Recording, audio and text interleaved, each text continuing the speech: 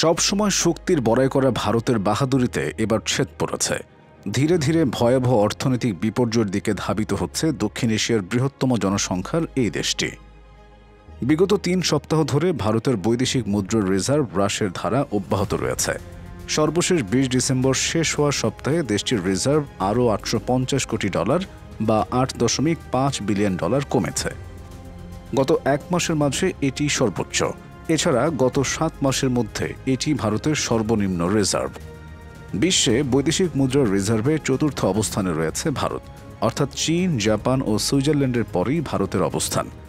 ভারতের কেন্দ্রীয় ব্যাংকের প্রকাশিত তথ্যে দেখা গেছে ২০ ডিসেম্বর শেষ হওয়ার সপ্তাহে বিদেশি মুদ্রার পরিমাণ কমে দাঁড়িয়েছে $৬৪.৩৯ বিলিয়ন বা $৬৪,৪৩৯ কোটি।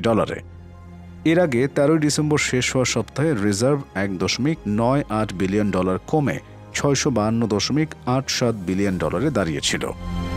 অন্যান্য সম্পদের নিরিখেও ভারতের রিজার্ভ উল্লেখযোগ্য হারে কমেছে। ২০ ডিসেম্বর শেষ হওয়ার সপ্তাহে স্বর্ণের রিজার্ভের মূল্যমান $২৩০ কোটি হ্রাস পেয়ে $৬৫৭০ কোটি নেমেছে।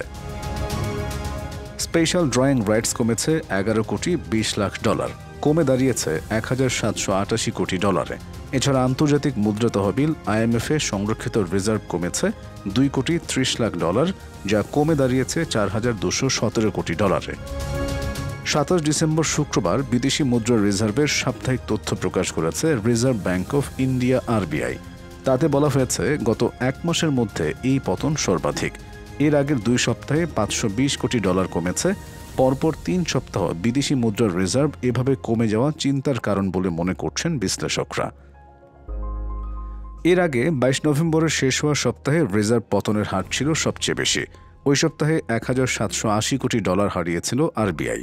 রুপির দরপতন ঠেকাতে ক্রমাগত ডলার বিক্রি করেছে কেন্দ্রীয় ব্যাংক। অক্টোবর থেকে এখন পর্যন্ত $৫,০০০ কোটি বিক্রি করা হয়েছে বলে প্রতিবেদনে উল্লেখ করা হয়েছে। এছাড়া অক্টোবর মাসে অফশোর মার্কেট ইউনিট বাঁচাতে $৪,৯০০ কোটি হাতছাড়া করেছে RBI। RBI জানিয়েছে ডলার বাদ দিয়ে অন্যান্য বিদেশি মুদ্রার সম্পদের অবমূল্যায়নের প্রভাবও বিদেশি মুদ্রার রিজার্ভে পড়েছে। এর জেরে হাতে থাকা বিদেশি মুদ্রার মূল্য $৫৫,৬৫৬ কোটি থেকে কমে $৬০১.৪০ কোটি নেমে এসেছে।